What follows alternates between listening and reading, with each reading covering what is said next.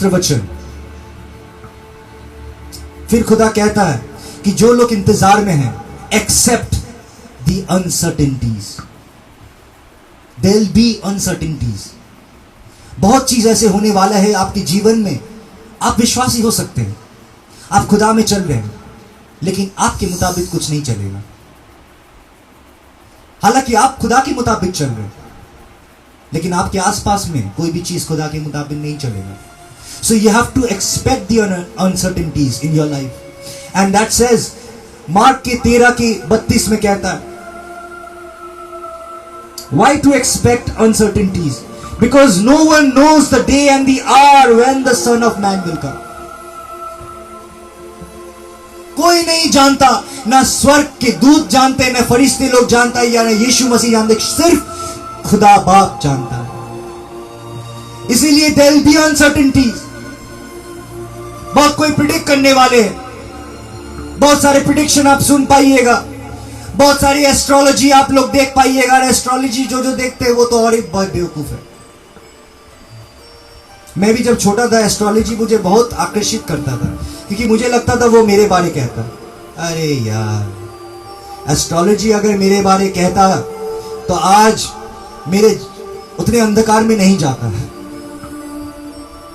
ये जो देख रहे हैं, ये मेरे बारे कहता है कि मैं कौन हूं।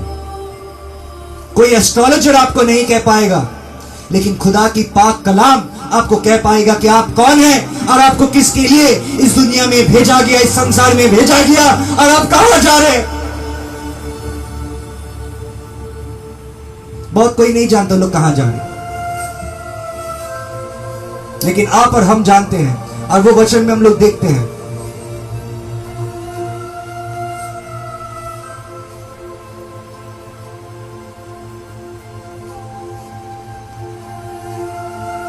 लूका के 16 के 19 में कहता है, a rich man and Lazarus.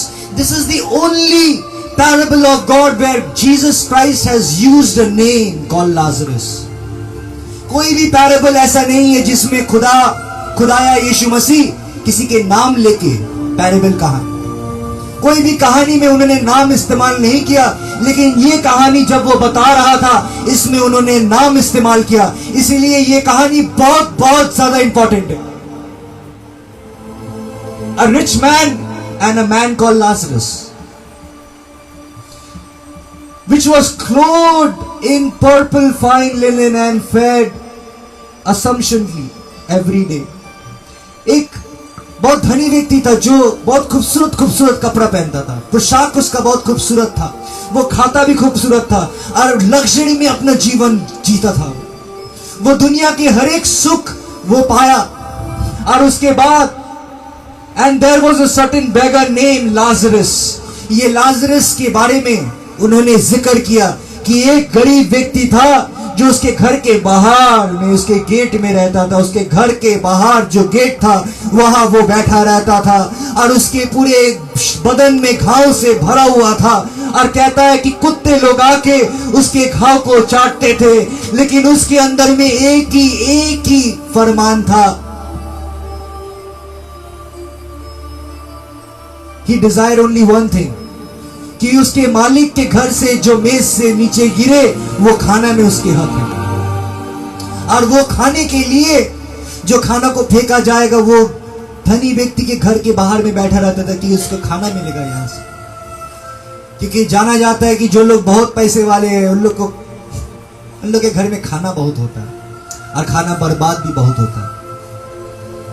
खाना बर्बाद भी बहुत होता है, और इसीलिए उसके घर के बाहर में बैठा रहता था, to be fed with the crumbs which fell from the rich man's table. Moreover the dogs came and licked his sores. उसके घाव को चाटता था वो सब कुत्ते लोग। और कहां जा रहा है? It came to pass that the beggar died and was carried away by the angels into the Abraham's bosom। Abraham bosom को कहा जाता है पैराडाइज, शांति के स्थान जहां हर एक आत्मा लोग जाता है जो लोग यीशु मसीह में ईमान रखता है।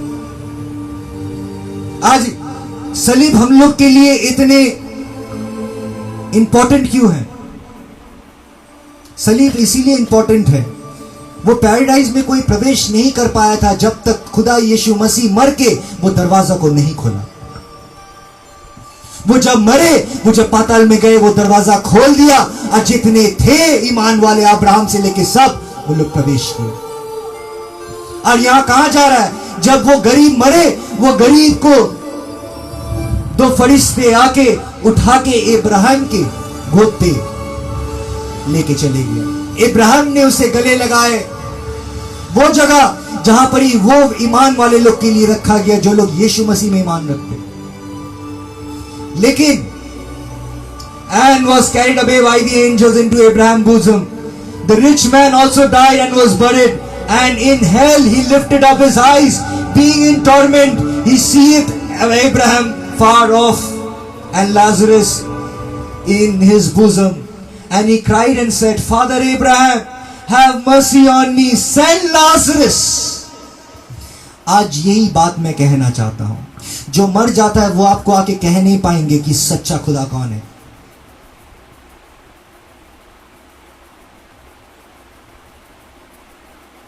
वो आपको आके नहीं कह पाएंगे। जो लोग मर जाता है, आज कितने परिवार आपके परिवार में से हैं जो लोग मर चुके हैं, जो लोग सच्चाई जानता है, और वो लोग इसी इंसान की तरह सोचता है कि मेरा 4 भाई अभी भी जिंदा है, लाजरस को आप भेजिए कि उन लोग को समझा सके कि ये जगह में जहां पर ही वो दोजक में चले जा चुका था, उसे दोजक में भेजा गया था। और फिर इब्राहिम ने उससे कहा, उन्होंने लाजरस से कहा that he may dip the tip of his finger in water and cool my tongue, for I am in torment in this flame. वो जब दोजक में था, वो कह रहा था कि वो लाजरस जो उसके घर में, वो पहचानता था वो लाजरस को जो वो जगह में था, जो जगह में वो नहीं पहुंच पाए। और वो कह रहा था कि लाजरस से कहे पिता इब्राहिम कि वो अपनी उंगली पानी में डुबा के मेरे जुबान पे दे, क्योंकि मैं बहुत तकलीफ में। तो कितना दर्दनाक वो दोजक है, वो दोजक कितना दर्दनाक है कि एक बूंद पानी के लिए वो तड़प रहा था, लेकिन उसे नहीं मिल रहा था। जो इंसान लोग जल जाता है, अक्सर उन लोग प्यासा हो जाता है, क्योंकि इस बदन के हर एक पानी सूख जाता है। लेकिन वहां हर एक पानी सूखेगा। यहां तो आप मर सकते हैं, यहां तो आप आत्महत्या कर सकते हैं, लेकिन जहां आपको भेजा जाएगा ना वहां पर ही आप आत्महत्या कर सकता है, ना पर ही वहां पर ही आपके शरीर पूरा जल सकता है। नहीं, आप चलते रहेंगे, तड़पते रहेंगे, पानी के एक कतरे बूंद के लिए तड़पते रहेंगे, लेकिन आपको मिलेगा नहीं। और वो बात जब वो जान पाया, उन्होंने कहा, but Abraham said, son, remember that thou in thy lifetime received the good things, and likewise Lazarus received evil things, but now he is comforted and thou art in tormented. And beside all this, between us you are there in a great gulf fixed, so that they which would pass from hence to you cannot, and neither they can pass to us. Ibrahim उसे समझा रहा था कि वहां से कोई यहां नहीं आ सकता और यहां से कोई वहां नहीं जा सकता। फिर उन्होंने एक ऐसे request, then he said, I pray thee therefore Father that thou would send him to my father's house, for I have 5 brothers, that he may testify unto them, lest they also come into this place of torment. वो जल रहा था, उसके दिमाग काम कर रहा था वो जगह में। देखिए, गौर फरमाइए, उसके दिमाग वो दोजक में काम कर रहा था, और वो जलते जलते ये बात कहा कि मेरे पास 4 भाई आज भी जिंदा है, उसे जाके कोई समझाए, लाजरस को आप भेजिए। तो फिर अब्राहम ने कहा, उन लोगों के पास मूसा है और मूसा के भविष्यवक्ता लोग हैं। उन्होंने कहा मूसा से, यार मूसा से भविष्यवक्ता से नहीं होगा, अब कोई जो मरने वालों में से है उनको भेजिए, जैसे कि लाजरस। फिर इब्राहिम ने कहा कि अगर वो लोग मूसा और भविष्यवक्ता की बात नहीं सुनता, तो अगर मैं मौत से भी किसी को अगर भेज दूं, वो उनकी भी बात नहीं सुनेंगे। मतलब आज एक एक खुदा के खादिम लोग को इतने ताकत दिया गया है, जो ताकत से आपको वो ईमान दे सकता है, जो ईमान के लिए आप लोग आज भी तरस रहे, जो यीशु मसीह को देखने के लिए आज भी तरस रहे। आज आप लोग के अंदर में एक ऐसे ईमान है, बहुत कोई है जो यीशु मसीह को देखा नहीं है, लेकिन एक ऐसे ईमान लेके चलते हैं कि आज भी वो जिंदा है। और वो लोग ऐसे ईमान रखते हैं कि वो लोग जान भी दे सकता है। हम लोग वो ईमान में से, वो ईमानदार में से हैं जो खुदा के लिए जान देने में।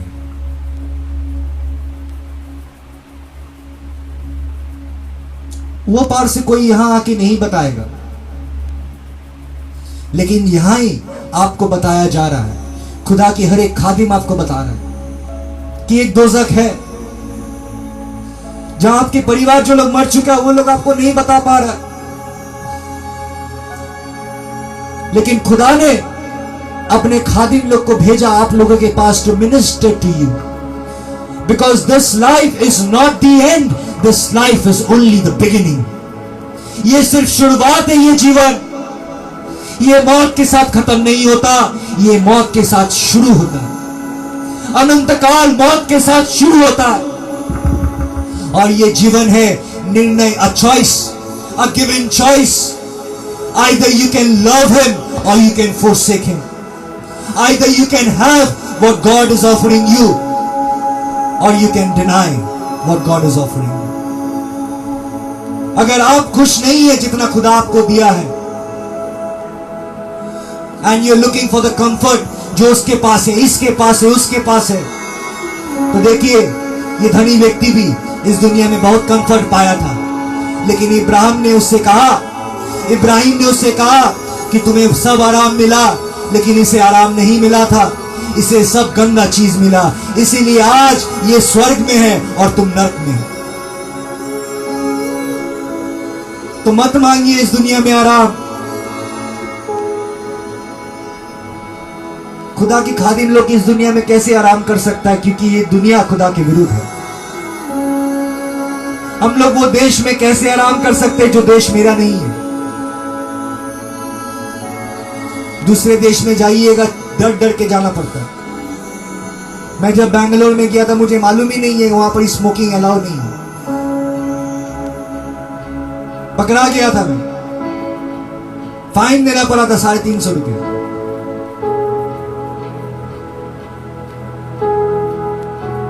इंडिया ही में है बैंगलोर। सोचिए, आज खुदा पाक आपसे भी एक ही बात कह रहा है कि आपके समय में भविष्यवक्ता और खुदा के खादिम लोग हैं, who is ministering you day and night, not for their own cause, but because of the love which has been bestowed upon them by the Holy Spirit.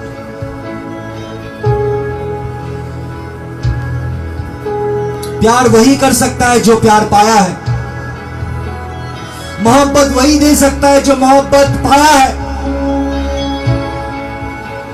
हम लोग आपको वही दे सकते हैं जो हम लोग पाए हैं। और आपको मैं ये कहना चाहता हूं, ये मत सोचिए कि कैसे कटाएंगे, ये सोचिए कैसे पहुंचेंगे। ये मत सोचिए कि कैसे करके मुझे जॉब चाहिए, ये सोचिए कि कैसे करके ये गंदे स्वभाव मुझे छोड़ना है। आपकी सोच आपके बाहर की दुनिया की तरफ नहीं, लेकिन आपके अंदर के रहे आचरण में होना चाहिए, क्योंकि खुदा के वचन में कहता है झूठे लोग के बारे में कि नरक एक ऐसी चीज है जिसे शैतान लोग भी डरता है। Mark chapter 5 verses 13।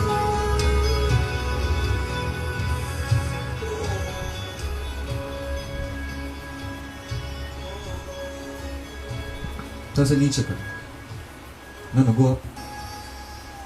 अब देखिए यहां पर ही गैडरीन्स एक ऐसे शहर था जो गैडरीन्स में एक शैतान दुष्ट आत्मा पकड़ा हुआ था, और वो दुष्ट आत्मा के अंदर में लीजन था। लीजन मीन्स मैनी, बहुत सारे शैतान उसके अंदर में घर बना चुका था। वो नंगा होके, उसे कोई संभाल नहीं, कोई पागल खाना उसे पकड़ के नहीं रख पाता था, कोई चेन उसे पकड़ के नहीं रख पाता था। और लास्ट में वो जहां समाधि होता था इंसान लोगों के, कब्रिस्तान के, दर बिदर के ठोकर खा के रात में वहां चिल्लाता था। जब यीशु मसीह वहां पहुंचे तो ये सब शैतान लोग खुदा के चरणों में जा गिरे और उन्होंने कहा, सन ऑफ गॉड, आपसे मेरे साथ क्या रिश्ता है? आप यहां क्यों हैं? वो लोग डर गए थे क्योंकि यीशु मसीह के पास वो सामर्थ था कि वो भेज सकता है दोजख में। He said, now there was swine feeding.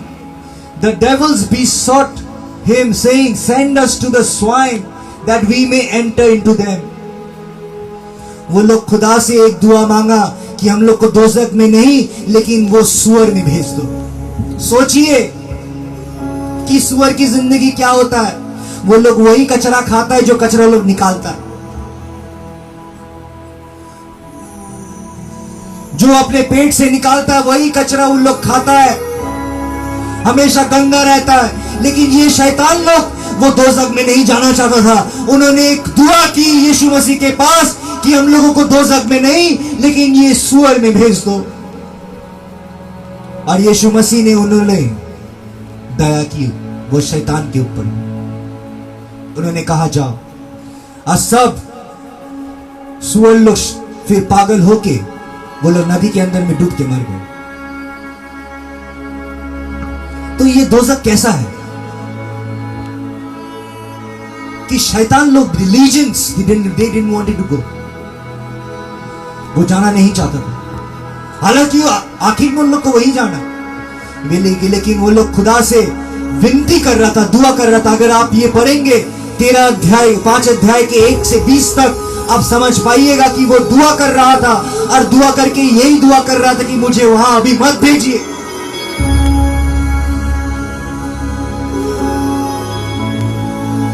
और ये बात आप लोग को डराने के लिए नहीं लेकिन आप लोग को बताने के लिए आया हूं कि खुदा यीशु मसीह आपके लिए एक योजना रखा है।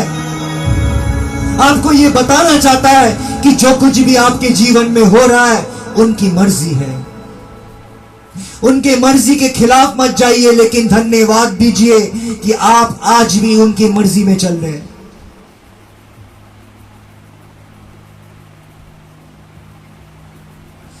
खुदा की आखिरी वचन मैं आप लोग को देना चाहता हूं।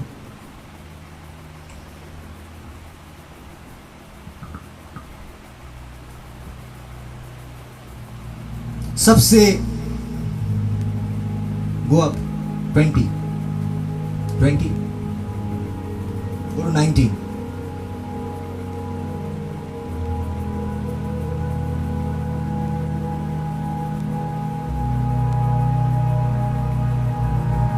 ये विश्वासी ऐसा था जिसे शैतान से छुटकारा मिला और कोई खुदा यीशु मसीह उन लोगों शैतान से छुटकारा। अब ये यीशु मसीह से एक दुआ मांगा कि ये यीशु मसीह के संग जाना चाहता था लेकिन यीशु मसीह उसे नहीं अपनाया, लेकिन कहा go home to thy friends and tell them how great things the Lord has done for thee and had compassion on thee।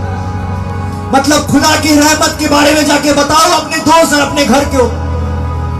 वो खुदा के शिष्य बनना चाहता था लेकिन उससे भी बड़ा खुदा चाहता था कि अगर मेरा शिष्य बनना है तो सबसे पहले जाके वो भविष्यवाणी दो जो वाणी में तेरे लिए।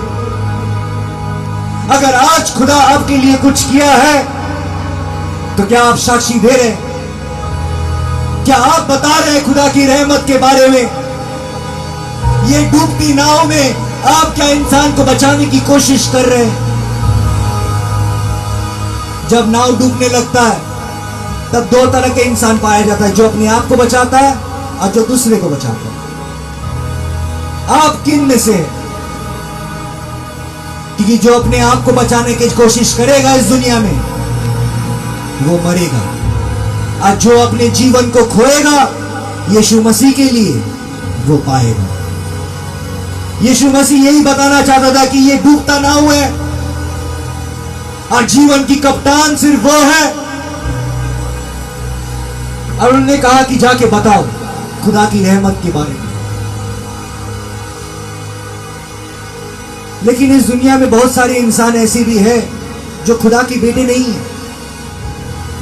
आज आपको बहुत सारे प्रचारक लोग ये बताएंगे यीशु मसीह पूरे संसार के लिए मरे, नहीं। God only died for his church which he has purchased by his own blood।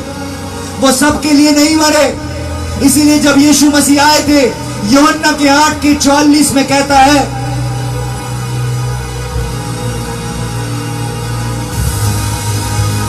8:44 में वो कहता है, You are of your father the devil, and the lust of your father is in you।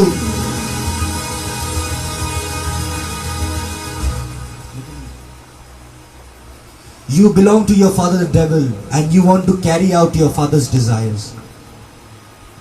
खुदा यीशु मसीह कहा, आप लोग देखिएगा, किसी को आप लोग वचन सुनाने की कोशिश कीजिएगा, लेकिन वो लोग वचन सुनना नहीं चाहता। वो लोग आपके मजाक उड़ाएंगे। वो लोग आपको कहेंगे कि आपकी भावनाओं को ठेस पहुंचाएंगे, आपको तकलीफ देंगे। वो लोग ऐसे व्यक्ति हैं जो खुदा के नहीं है लेकिन शैतान के, वचन कहता है। क्योंकि ये लोग खुदा की अरमान को पूरा नहीं करना चाहता, ये लोग शैतान की अरमान को पूरा करना चाहता। आज कितने कोई है जो शैतान की अरमान को पूरा करना चाहता। मैं रोज लड़ता हूं अपने आप से। मेरी आत्मा इतनी दुर्बल है कि मैं आपको बता नहीं पाऊंगा। लेकिन इस लड़ाई में मेरे जो अरमान है, वो अरमान मैंने खुदा के लिए रखा। सब खराब है मेरे अंदर। कोई भी ऐसी चीज नहीं है जो मैं खूबसूरत देख पाऊं या कह सकूं खूबसूरत। इसीलिए मैं कहता हूं कि मुझे मसीहा की जरूरत है। मसीहा की जरूरत उसे पड़ता है जो अपने आप को बचाने नहीं सकता। अगर आप सोचते हैं आप अपने आप को बचा सकते हैं तो आपके मसीहा की जरूरत नहीं है। मसीहा की जरूरत उसे पड़ता है जो अपने आप को बचा नहीं सकता, लेकिन वो मसीहा की तरफ देखता है। और मसीह हम लोग को यही बात कहता है। He was a murderer from the beginning, not holding to the truth, for there is no truth in him. When he lies, he speaks his native language, for he is a liar and the father of all lies। झूठ बोलना। Proverbs में कहता है the seven sins that God hates, उसमें एक है lying tongue, झूठ बोलना, जो खुदा नफरत करता है। खुदा की नफरत, मैं आपसे कहना चाहता हूं, खुदा की नफरत आप आज तक देखे ही नहीं। खुदा की नफरत तब देखा जाएगा जब यीशु मसीह आके अलग करेंगे। आज वो भेदभाव नहीं कर रहे, लेकिन वो दिन भेदभाव होगा, क्योंकि वो दिन विचार के दिन है, वो दिन सच्चाई के दिन है। आज वो रहमत देना चाहता है, समय दे रहा है। मुकर जाओ, बदल जाओ। आज एक बार रो लो, आज एक बार जी लो मसीह में। शायद कल देख ना पाए, शायद मेरे लिए कल ना हो। आज अगर मैं जाऊं तो मैं क्या मुंह लेके जाऊंगा, क्या दिखाऊंगा? एक दिन ऐसे ही आने वाला है जो दिन में मुझे जाना पड़ेगा। कितने सुबह हम लोग देखे हैं, कितने रात हम लोग देखे हैं, कितने सूरज उगते हुए देखे। एक दिन ऐसे आएंगे जो सूरज उगते हुए आप नहीं देख पाएंगे।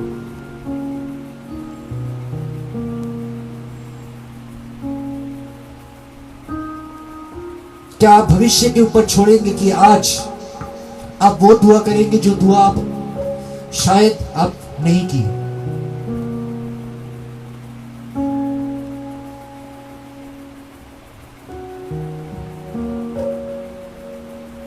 आप लोगों को शायद मालूम नहीं है, मैं बहुत साल से प्रभु को कह रहा हूं, धो दो मुझे, धो दो मुझे, धो दो मुझे, लेकिन मुझे कोई भी उत्तर नहीं मिलता।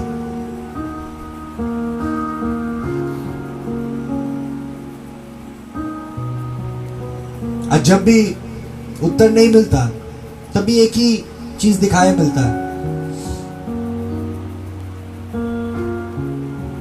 जब पौलुस ने खुदा से मांगा था 3 बार और खुदा ने ना किया था, विश्वास रखना उनकी योजना में। ये विश्वास ही हम लोग को चलाता है। एक ईमान जो सच्चा है, वो छुपाता नहीं है, वो झूठ भी नहीं बोलेगा अपने बारे में, लेकिन वो सच बोलेगा।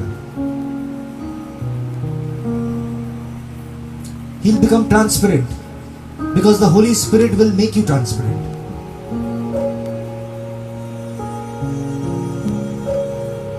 और वो every day वो कुछ ना कुछ करता है कि हम लोग जाग जाएं, हम लोग बदल जाएं। He's knocking every day. लेकिन हम लोग कहीं ना कहीं समझ नहीं पाए उनको, उनके मोहब्बत को, उनकी प्रेम को, उनकी आशीष को,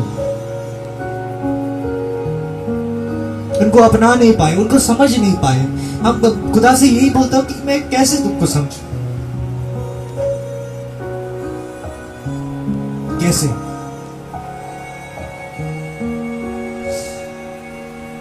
तूने जो जो चीज बनाया है इस दुनिया में, बहुत चीज ऐसी भी है जो मुझे जला सकता है, राख कर सकता है, खत्म कर सकता है।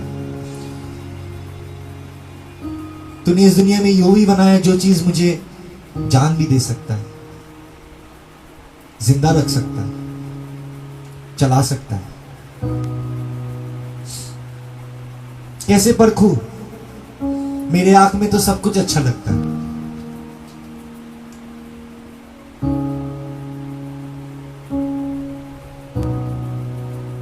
सब कोई अपना लगता है। कैसे जानूं, कैसे समझूं? एक दिन ऐसा आएगा जब आप अपने खुदा से मिलेंगे। लेकिन मैं कहना चाहता हूं, हिसाब कर लीजिए, क्योंकि कोई भी ईमान वाले व्यक्ति वो हिसाब करता है जब वो जीता है। हिसाब इसीलिए करता है क्योंकि मालिक को देना है, मालिक को देना है।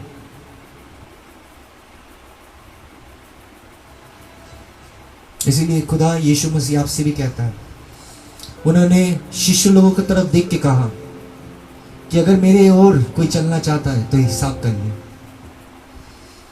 हिसाब कर ले, क्योंकि क्रूस उठा के लेके चलना पड़ेगा। आज सबके ऊपर में एक बोझ है, सब कोई दुआ कर रहे कि बोझ उठा ले, लेकिन वो उठता ही नहीं, वो उठता ही नहीं।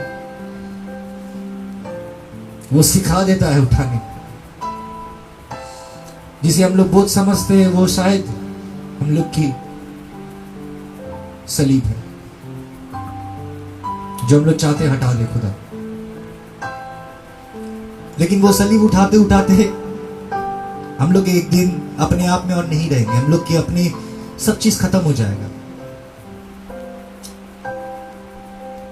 इसमें सिर्फ मसीह जिंदा रहेंगे, क्योंकि कैलवरी तक पहुंचते पहुंचते हम और मुझ में नहीं रहेंगे। मतलब मेरे मृत्यु, मेरे मौत में पहुंचते पहुंचते हम और नहीं रहेंगे, मेरे अंदर में मसीह रहेगा। और यही उनकी योजना है। इसलिए तैयार हुई है, क्योंकि आपके पाप वो धो के He will make it as white as snow.